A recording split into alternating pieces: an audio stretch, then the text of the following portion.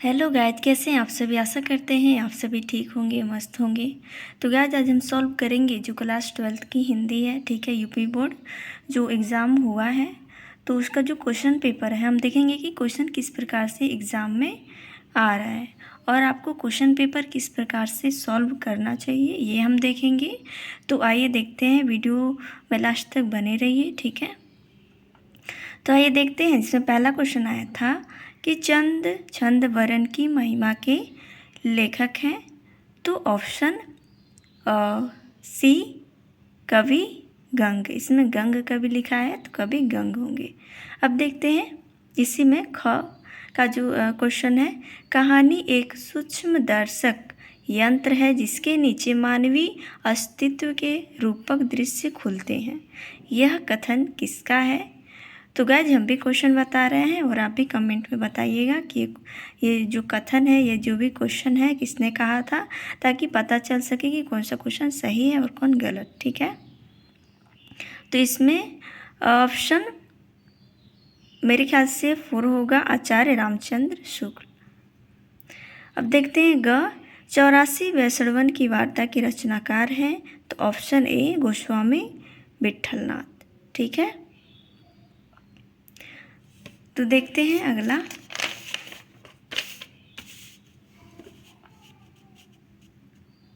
कि हिंदी की पहली आत्मकथा है। तो ऑप्शन ए अर्ध कथा, ठीक है। ये हिंदी की प्रथम आत्मकथा है। अब देखते हैं ड में कि प्रजा हितैषी नामक समाचार पत्र के संपादक हैं। तो ऑप्शन ए राजा शिव प्रसाद सितारे हिंद। अब देखते हैं दूसरा का जो क है उसका जो क्वेश्चन है, द्विवेदी युग की समय सीमा मानी जाती है। तो ऑप्शन बी 1900 से 1918 ईस्वी तक। अब देखते हैं इसी में ख जो आंसर है कि पल्लव किसकी रचना है। तो आप सभी जानते ही होंगे, पढ़े होंगे तो जरूर क्वेश्चन आंसर आएगा कि सुमित्रानंदन पंत का है पल्लव, ठीक है। अब देखते हैं ग में केदारनाथ अग्रवाल किस काव्य धारा के कवि हैं। तो प्रगतिवादी। तो देखिए इसमें ऑब्जेक्टिव टाइप आया है, इसी तरह इसका जो सब्जेक्टिव क्वेश्चन है इसी तरह पूछ देगा कि प्रगतिवादी काव्य के 2 लेखकों के नाम लिखिए, ऐसे करके, ठीक है। तो अगर आप सब्जेक्टिव का तैयारी करेंगे तो उसमें ऑब्जेक्टिव का भी हो जाएगा। अब देखते हैं इसी में घ दूसरा सप्तक का प्रकाशन वर्ष है। तो ऑप्शन बी सन 1951 ईस्वी, ठीक है। तो इसी में क्वेश्चन सब्जेक्टिव भी आ सकता है और ऑब्जेक्टिव, सब्जेक्टिव से ही ऑब्जेक्टिव बनता है, ठीक है। तो देखते हैं अगला,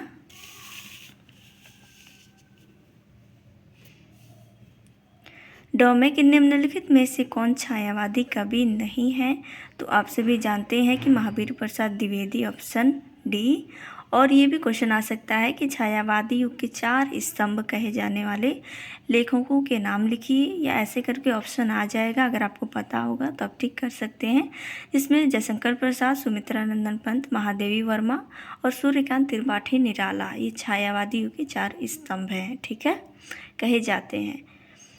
और महादेवी वर्मा भी हैं इसमें। और इसमें डी महावीर प्रसाद द्विवेदी नहीं है, ये द्विवेदी युग के हैं।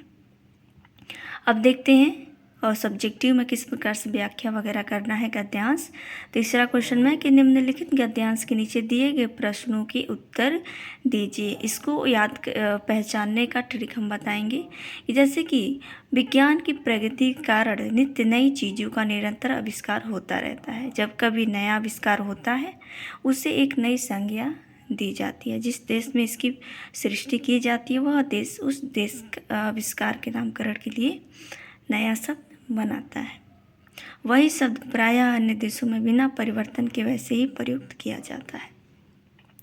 तो आप इस गद्यांश का कोई एक वर्ड ध्यान में रखिएगा, या बुक वगैरह में कहीं भी पढ़िएगा, कोई भी गद्यांश का वो पढ़िएगा थ्योरी, तो उसमें आप एक शब्द कोई सा भी जो आपको अच्छा लगे उसको आप देखिएगा। जैसे कि इसमें विज्ञान की प्रगति के कारण नित्य नई चीज़ों का आविष्कार, ये आप शब्द पकड़ लेंगे तो एग्ज़ाम में आ जाएगा, तो आप पहचान लेंगे कि ये जो वर्ड हमने देखा था इस चैप्टर में और इसके राइटर ये थे। ऐसे करके अगर आप याद करेंगे तो आप जो भी गद्यांश आएगा एग्ज़ाम में आप पहचान लेंगे और उसकी जो व्याख्या है वो आप कर पाएंगे। ठीक है, या तो आविष्कार ही सब देख लीजिए और ये किस चैप्टर से है, ऐसे करके भी आप याद कर सकते हैं। तो मेरे ख्याल से भाषा और आधुनिकता चैप्टर से ये हो सकता है। ठीक है, अभी बुक वगैरह में या जो भी गाइड है उसमें आप सर्च करिए या देखिए कि ये कहाँ है, किस चैप्टर से लिया गया है।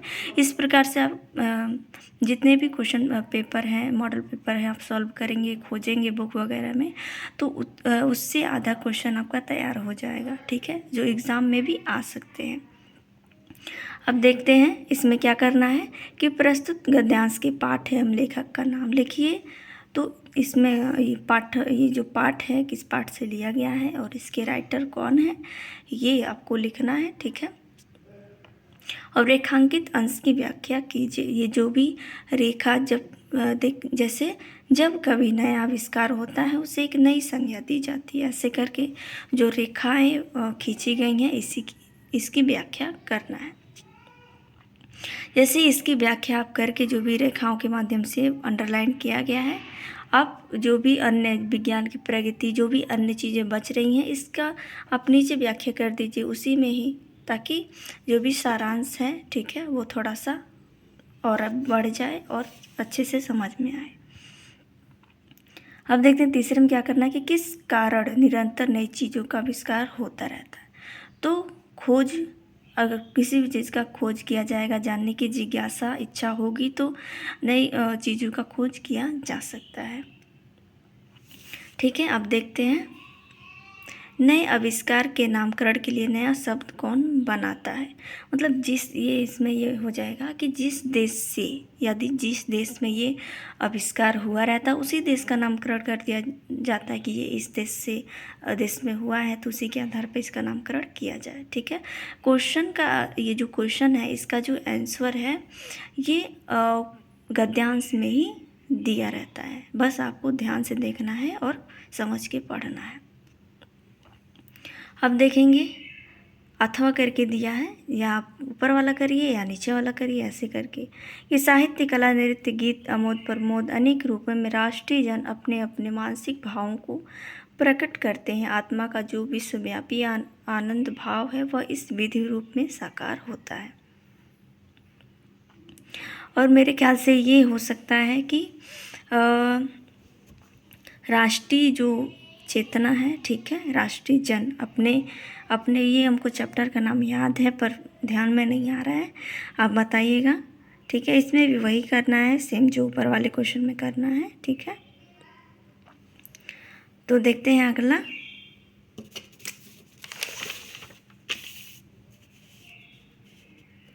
इसमें भी वही करना है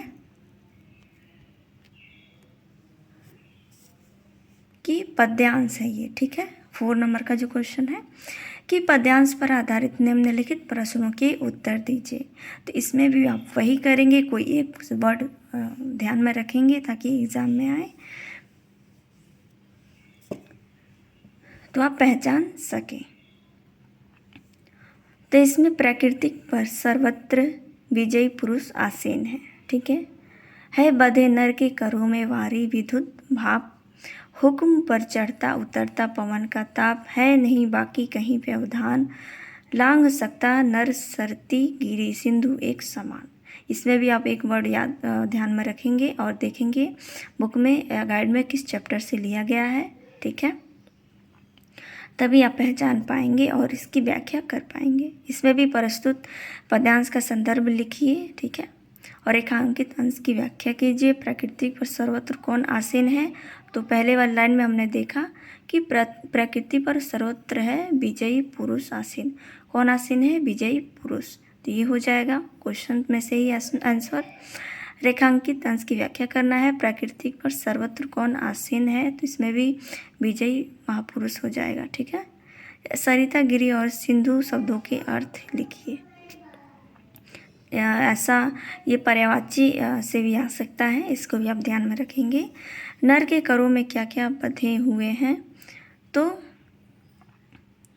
इसमें भी बंधे नर के करों में वारे विभुत भाव हो जाएगा। ठीक है। अगला भी ऐसे ही होगा। प्रकृति के यौवन का श्रृंगार करके कभी ना बासी फूल, मिलेंगे वे जाकर अति शीघ्र। आह उत्सुक है उनकी धूल, एक तुम यह विस्तृत भूखंड। ठीक है। ये भी वैसे ही होगा।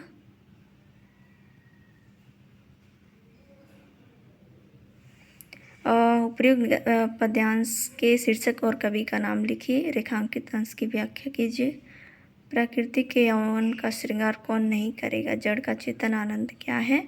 ठीक है। उपयुक्त पद्यांश में कौन किसको समझा रहा है।